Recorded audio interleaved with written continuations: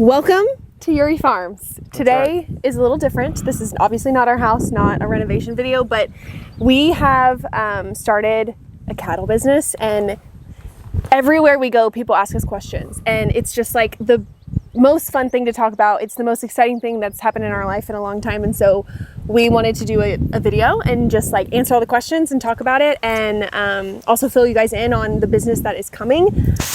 Takes a little while. Takes years to get there, but we also wanted to give you a tour of the farm. We love this place. We're so passionate about this place. It's where we got engaged, and it's where we got married, so it's very special to us. But the cows have brought like a whole new life to this property, and we can't wait to show you all about it. So we'll drive around, give you a tour, and you'll see all the cows and learn a little bit.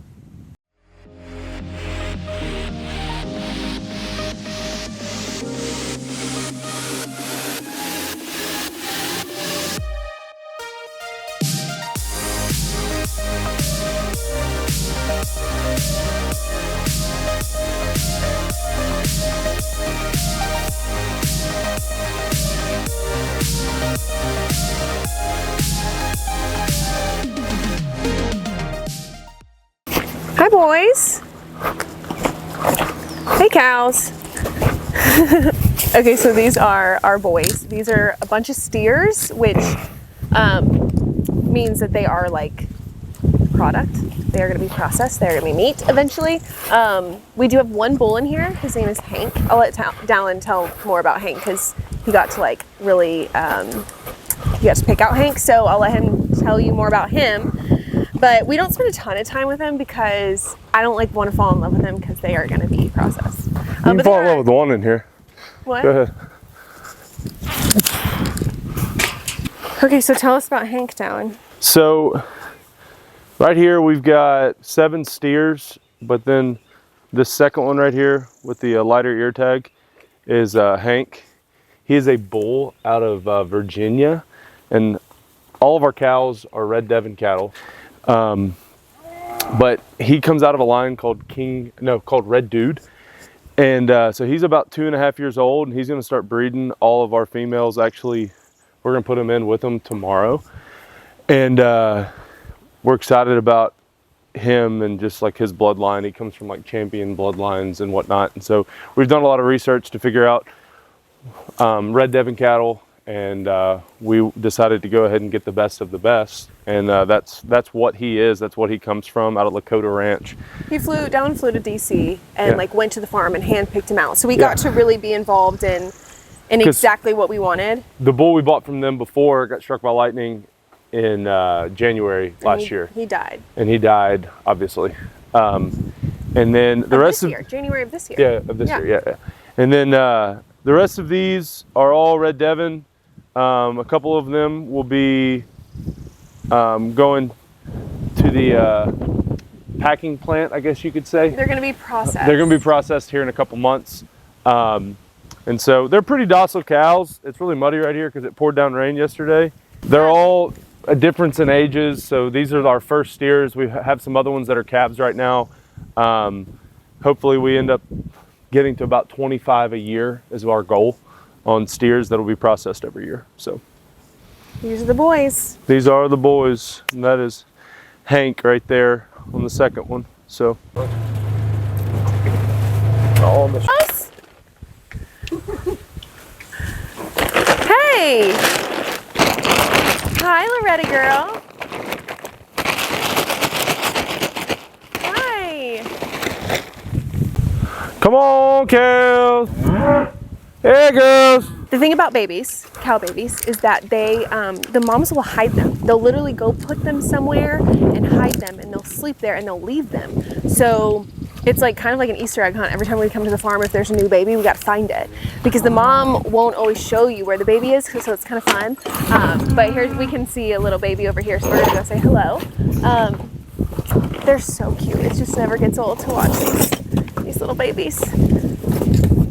And then sometimes you have to be careful approaching a baby because even if it's like a really docile, calm cow, you never know how like motherhood is going to change them. Truly, like hormones click really quickly and they can become aggressive if you approach the baby. You really have to like feel it out to see like, is the mom gonna allow us to interact with the baby or not? We've had some cows who will absolutely not let us interact with their babies, and then some who really don't care. I think that this is the one that it's Mini Pearl's baby, and she doesn't mind that we say hello to the baby. So I think that's what we're gonna do. He's a couple days old. Yeah, he was born on, how many days ago? He was born on Saturday. So today is, what, Wednesday? So he's fresh, and he's been really sweet. For the first like couple days, they'll let you pet on them and stuff. Then they get really agile and they'll run away from you. So it's sad when they start running away and they don't want interaction, but he's been really chill with us. It's been great. He's a cutie too. So what Dallin's doing is he's measuring his hoof, and that shows you the weight of the baby. So he was 50 pounds when he was born, and that's kind of what we're going for with this. That's the beauty of these cows. Some calves are born with other breeds that are 100+ pounds when they're born. And so this one was only about 50 pounds. So he's like this, the fact that he's several days old and he's still letting us interact with him is kind of rare. Like, right. They get super skittish with us, but he's been so sweet. He's so cute. Thanks for being so sweet to us, buddy. He's a bull, so he's a boy. So he'll be a steer. We'll band him, and then he will be part of the... He'll be put in the meat program. The meat program. He'll be, processed eventually. But that's a question that we get asked a lot, is like, when do we process them? So when we process this breed, Red Devon, it's like the original breed that came across, not on the Mayflower, but one of those boats. And so it was the first cow that was a domestic cow in the States. And so they finish on grass better than anything. They were originally used, they were a 3-purpose cow, so you could eat them, they would milk, and you could also use them to like pull wagons and pull things like that. So the Oregon Trail, a lot of Red Devon steers were pulling stuff across the country. And so it's kind of like the backbone of the U.S.'s cattle business. And so they finish on grass better than most cows, most breeds. And so it takes about 24 to 30 months, depending on, genetics, for them to finish out. And that's what we're looking to do, is to finish them out. So that's going to be like, 24 to 30 months from now. This cow will be harvested and, put onto somebody's table somewhere. And so we will potentially keep him in for, we won't ban him for about 6 months, because if he does turn into a good bull, he comes from good genetic lines. We could sell some bulls, but because he can be a registered cow. Some of our cattle are registered, some of them are crossbred. We've kind of got a bundle of all of them, but everything is at least 50% Red Devon. And I think only one of ours is 50%. Most of them are 90+%. So that's kind of the background of that. Blah, blah, blah, blah, blah. Just kidding. You should get a close-up of this little guy. Okay.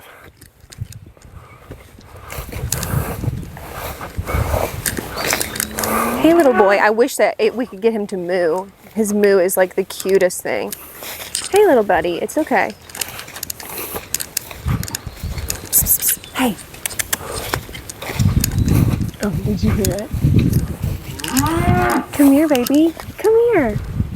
So they, like babies and mamas, have a moo to each other. So like his voice is actually really quiet. Typically by this age, they've got some strong lungs, but like, when a mom is calling for the baby by the way they call. It's really sweet.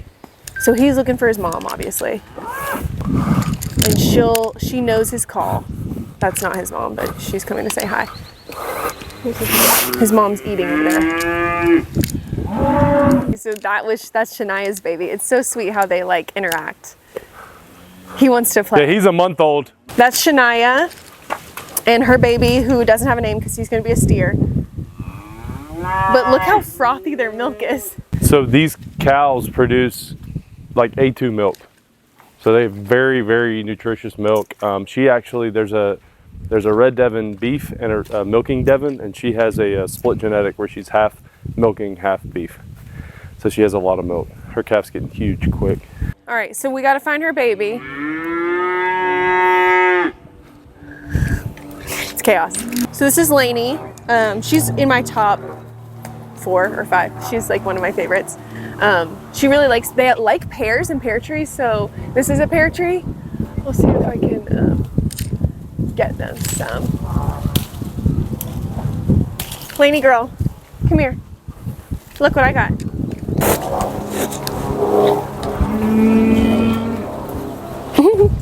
It's fun to feed them. So we put them in this field. Didn't know they liked pears, and then we realized they'd been stripping all the leaves off of the pear trees, and it was like, oh, they are eating them. And so they've already gotten all the ones they can reach. So it's fun to like pull some down and give them to them because they like them. Not all of them will eat from our hands like this, but Lainey's a good girl. Just a couple other ones. A handful of them will do this, but not all of them have like gotten to that level of trust yet. Yeah, so once they calm down, then they get a little bit more curious with us. But when there's food and stuff, it's like they have to just get to the food. Oh, this is Minnie Pearl. This is the mom of the baby that we just pet all over. She's still like, she's curious about us, but she's still skittish.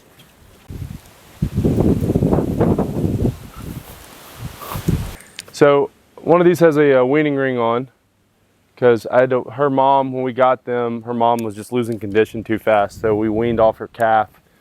The blue tags are 100% Red Devon. The green tags have Angus, and then we do have 2 full-blooded Wagyu that are white, and they have little horns. And so that's how we differentiate. And then the year they were born there's like a A, B, C, D, E, F, G to each year. And then we just take the mom's calf. So like 13, her baby that was born last year would be M13. This year, her baby will be N13. And that's how we're doing it.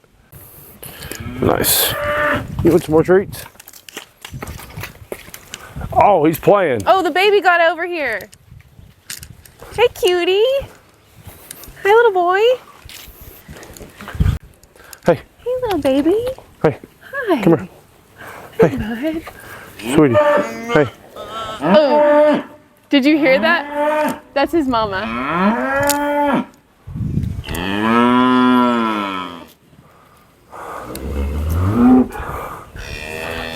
Can you tell which one's the Wagyu are? So the Wagyu is the number 1. They look totally different. There you go, girlfriend. And then you can literally do this, Lib. Hey. Good girl. You want a treat? Come here. Yeah, I need to get my This is Loretta. She's probably our calmest cow. Our nephew has ridden on her back. When my sister-in-law sees that, I was holding him. But there you go. And they come running to you for treats. Yeah, Kitty's gonna come up. I gotta introduce you to Kitty. Yeah, Kitty is Kendall's favorite cow. And they're all gonna come now because they see treats are Look being at this given. baby. This is the cutest little baby. He's so social. And we are 100% grass fed here, so like these are just alfalfa cubes that are compressed, and it's a treat for them. Okay. Little baby. Hey, buddy. Can he eat alfalfa?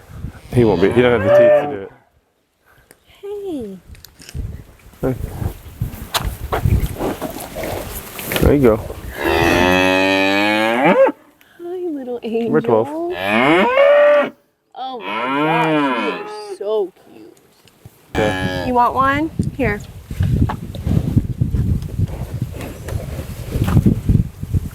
So this is just how we get them to, I mean, they're honestly getting too close to us, but Okay, yeah, so you gotta watch out because they get she's bumped. our big girl. This is Winona. She is the top of the like Pecking order? Oh, this is Loretta. She's the nicest one. Good girl. So you got to watch out for Winona because she just is a little bit of a bully, pushes everybody around. So She gets your what she eyes- wants. eyes But peeled. one thing with her, so she is, I've just got a scale installed. I don't know how big it is. She's really calm. What? She just sniffed her arm. She's really calm. Honestly, she's a bully to the other cows, but really good to us.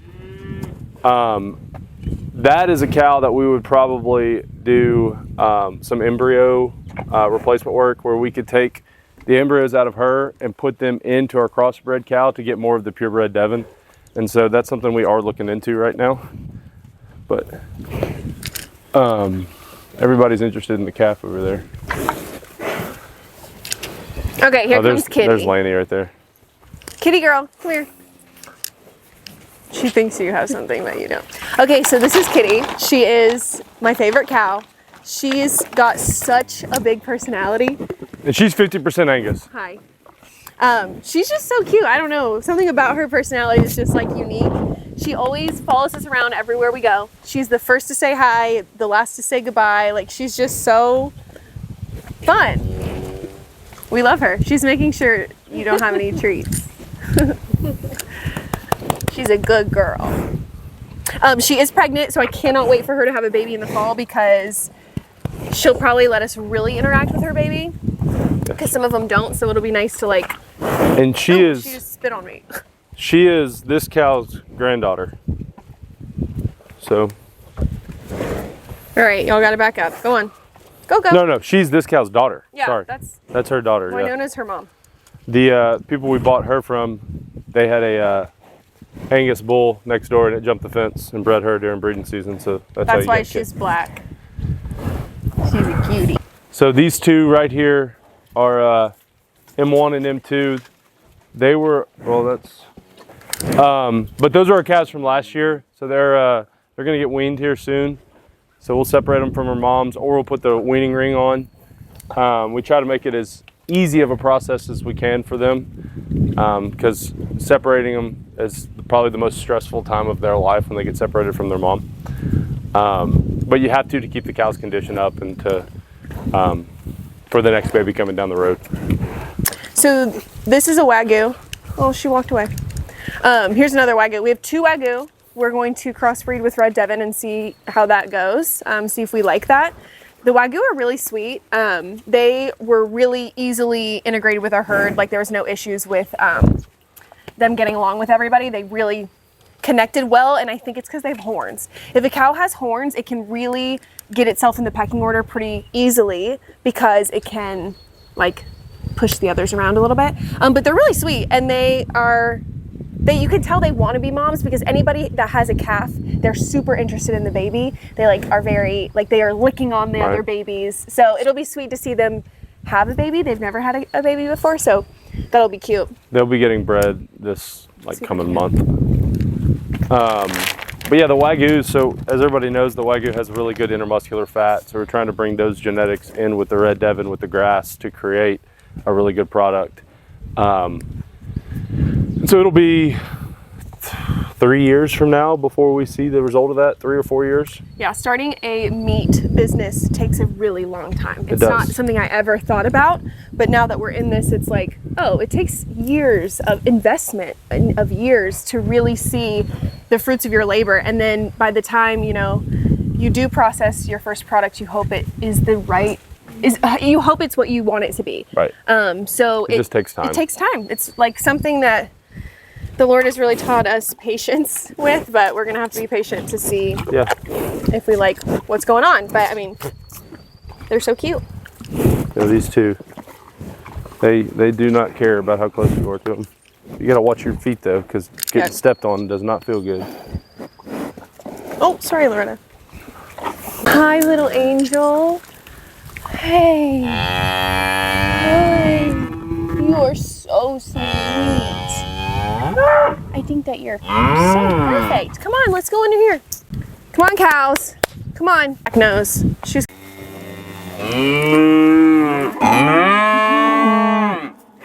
Hey.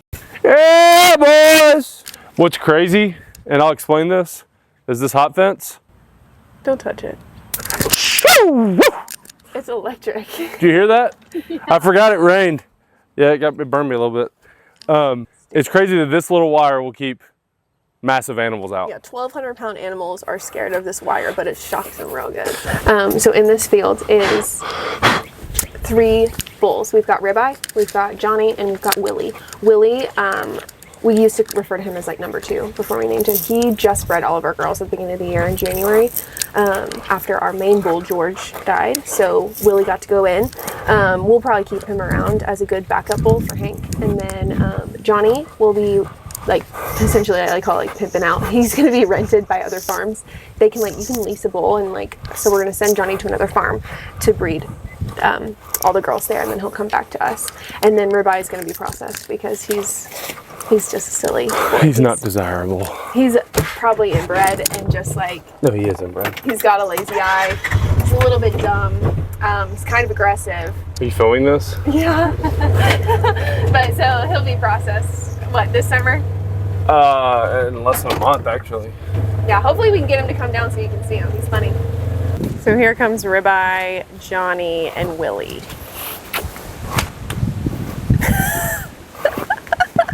They're excited.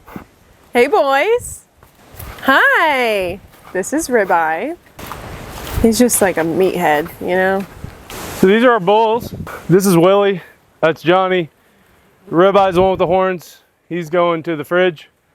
But these two guys are actually going to one neighbor across the way and another neighbor down the road. And they're gonna breed their cows. And then we're gonna buy back the steers from them to continue the meat process. So those two are brothers. They're out of that Loretta cow, who's number 1. So one of them's 2.5 years old. The other one's about 18 months old. And so, yeah, they're over here by themselves. They're pretty bonded up. That's why we kept our other bull away from them, just so that they'll try to kill each other. So, trying to keep them away from him until they can all come together after breeding season and be good. So, and Ribeye will be gone by then. So he will be the first one to get processed. The noises they make are so different from the girls. So this is a barn on our farm that was my great-grandfather built back in like the 1940s or 50s, and still really standing really strong. I converted this little area into like an office to store everything for the cows. It's a wreck. We have a map of the farm, whiteboard for notes. These are actually cabinets from the house that we're redoing right now, that I brought in here just to store stuff. Try to keep the mice out of it because there are mice in here. And we redid all the electric. And what else have we done? We've redone some of the water. Mm-hmm. We can go over here and look at the head catch here in a minute. And then I'm installing a scale right now. So, yeah. So, funny story about this corral area. This used to be here. Not this, but before there was another corral. And for our wedding, we got married out here. I took it all down for parking because it hadn't been used in years. Fast forward 3 years, I really wish we didn't take it all down. So we rebuilt all this. So we have a holding pen, and then here's the working pen with the head catch and the squeeze chutes and all the things over here. And then you can see off the barn, there's different ways to keep the cows up for during calving season. If we need heifers to have somewhere to calf, they can go into some of these troughs. There's a scale in another trough so we can weigh them. And then there is an underground water from across the road at the old house that has ran literally underneath my feet all the way over here. So that is, we're kind of like piecing everything back together from the way my great-grandfather did it. Because he used to run a couple hundred head of Hereford cattle out here. And so we're kind of bringing it all back with the help of my dad and my mom. And yeah, bringing this back into a cattle farm and trying to get some really good grass-fed beef out of it. So this is the piece of machinery called the head chute. You can open it up. They start walking through. You catch them. You close it on their neck to keep them safe. You can open up the back. You can squeeze it down or open it. So essentially this entire machine is to safely hold them still to do anything we need to do. So whether they need to be vaccinated, whether there's an injury we've got to assess. Castration. Yeah, he does the banding. Anything like that, you put them in here, make sure they're safe. You squeeze their bodies so they can't kick you and they can't like buck around. It's like... And they're pretty, some of them don't like it. Some of them it's just easy for them. Once they get older, it's easier. Yeah. Calves are a pain. Yeah, they get really scared. But anyway, it looks like a torture chamber, but it's just essentially to keep us safe and them safe when I don't do anything. So we means not She me. takes pictures. I take their photos. I take their little headshots. No, you hand stuff to us. I do. I'm helpful, and it's like on the days that we work the cows, it takes all day, and it's us two and My dad, my mom. his mom and dad, Don and Linda, and then sometimes I'll call in like my mom or my brother or somebody to help. It takes so many people to corral these cows into here, sort them, make sure the checklist is all good. It's like such an operation. It's really fun. Never mind bringing them across the road from the other side of the farm. Yeah, it's a whole thing, but it's like really fun. At the end of the day, you feel really accomplished. Like it just takes, you can't do it by yourself. It takes a teamwork. Yeah, right. And I'm always like shocked. I'm still like, I'm not used to it when he's doing all the stuff. Like he's like injecting them with things and taking their blood, and like we're not vets. He has zero experience doing that. No. So it's always But we have good vets. Yeah, we do have a good vet, but he is taking on the responsibility of learning all the things that he can do without the vet. So it's always funny. I'm like, who the heck are we and what are we doing? But yeah, it's funny. So that's what this is. Yeah, and the more gates, the better, is what I've learned. And I've also understood. I've basically had to break down how my great-grandfather did this and my grandfather did this in this barn in this area, and it's all making sense to me now. It's like, oh, this is why you did this here. This is why you did this here, and I'm trying to bring it all back. Because my grandfather passed away in the 90s, so like I can't go to him and be like, hey, why'd you do this? Why'd you put this here? But I'm slowly figuring it out. And my mom, back in her 20s, used to help my grandfather. So she kind of has some memory of it. Yeah. So anyways. So this used to be the old head chute, actually right here.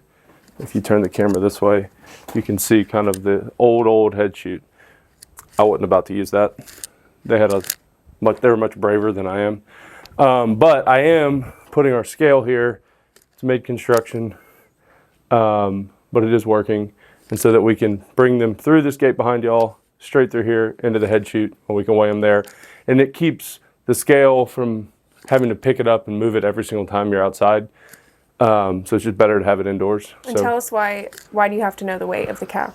Weight of the cows is going to help with everything, but we'll know their weaning weights. We'll know how big they are when we're sending them off to the butcher. We'll know, like, when the bull goes out, we'll put it, before he goes out to the girls to breed, he'll come through here, get weighed, and then when he comes back after he's done breeding, we see how much weight he lost. And just keeping up with all those records, the more records, the better. It determines how much how much medicine you give them? Yeah, vaccination schedule. If you know they're 500 pounds, you know how much to give them a bunch of different medicine. So this is the latest edition. Yeah. Good old Facebook Marketplace find on this one. Really? They're not cheap. Yeah, no, for sure. I mean, I can't imagine our big cows just walking on that scale being like, ooh, I wonder what I weigh. Right. Wynonna's obviously the biggest. She's probably not as big as the bulls, but we're about to go see the bulls. They're our other 3 bulls. One of them is named Ribeye for a reason, and then the other 2 I'll explain here in a minute. Okay, so this field is special to us. Yeah. This is the field that we got married in. It's called the ceremony site. Ceremony site is what we call it. This is where we said I do, and then our reception was where the steer field was. Mm-hmm. So yeah, we got married in October. Yep. October 16th, 4 years ago this year. And then we also got engaged in this field over there by that tree. So this is just like a very special place. And then we've come back and like done like picnics here and stuff. It's just got a really great view of the farm, overlooks a lot. Yeah, it's a good one. Planted some fruit trees. Now it's got sunflowers in it right now. So this will be really pretty here in a couple months. So yeah. There's Waco. He loves the farm. He's a good boy.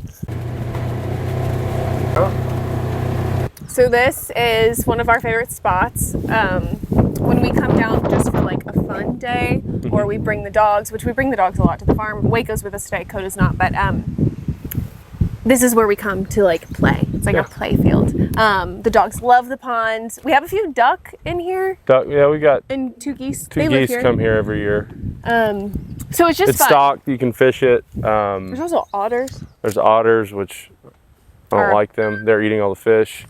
But yeah, this is just like a fun field. We bring our niece out here. She loves this area. And then that field is the field. There's corn. There's over 100 or 150 acres of corn out here, and so we're going to slowly start taking that out of the corn production as the cows start going up. Over. But right now there's corn and beans. I plant beans for our deer. This is one of the main deer hunting areas on the farm. And you plant turnips in here too, right? I'll plant turnips in the fall, and so we'll have like turnips and wheat and all types of stuff. And sometimes I throw in some stuff that we can eat on too. I've planted about 150 fruit trees over the last 2 or 3 years. And so for the deer, not really for the deer, us. but they're going to be for us too.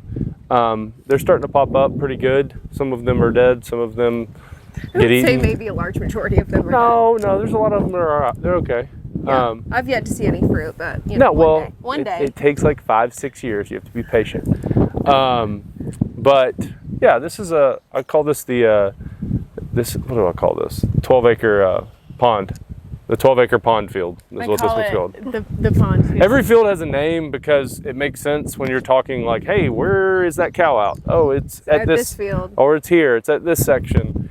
The farm is over 600 acres. It's been in my family since the 1700s. I'm like 10th or 11th generation on it. It was to my knowledge, Revolutionary War land grant. And it's just stayed in our family, which we're really blessed because we'd never have something like this if it wasn't for that. Yeah, so I'm the second generation that wasn't born on it.